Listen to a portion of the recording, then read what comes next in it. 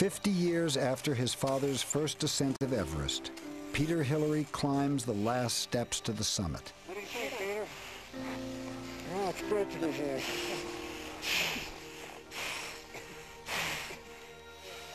Pete Athens is here for an unprecedented 7th time, more than any other Westerner.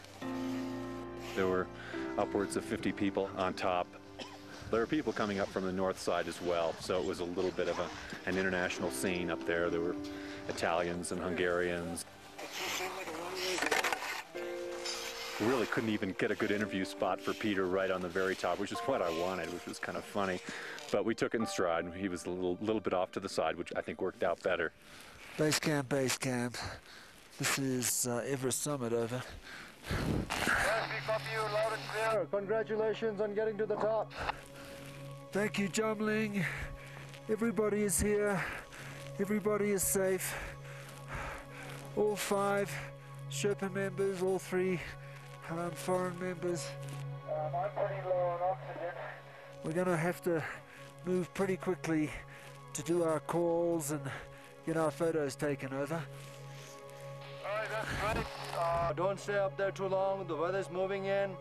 So take your pictures, make your calls, and start heading down as soon as possible. Over.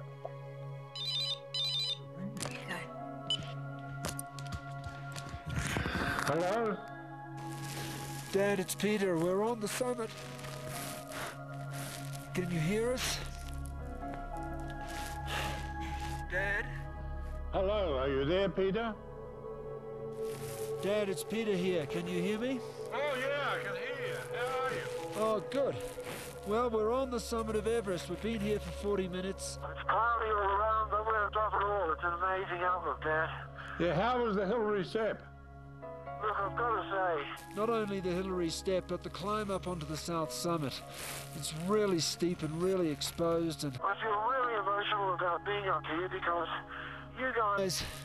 what you did, well, nearly 50 years ago, it's just incredible. I mean, we had fixed ropes all the way. You guys cut steps basically into the unknown and up that jolly Hillary step. To see Peter call Sir Ed from the summit, it was amazing. Anyway, Dad, don't worry, I'm not going to do it again.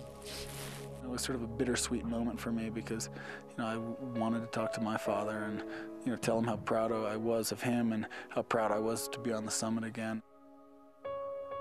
There are all sorts of questions I have about how they climbed, because that was 40 years ago and they have no support after the high camp, no Sherpas breaking trail for them, no fixed line.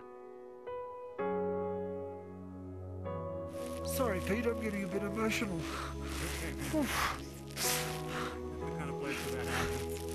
Well, here I am sitting on the summit of Mount Everest, speaking to people that matter most to me. I can only believe it.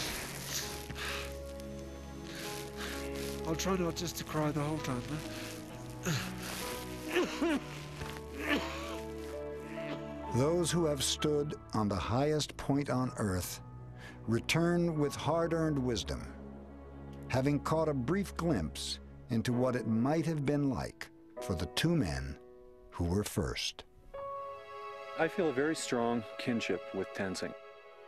He always approached this mountain not as a soldier to an enemy, not as someone trying to have some type of conquest, but something like a child that climbs into the lap of its mother.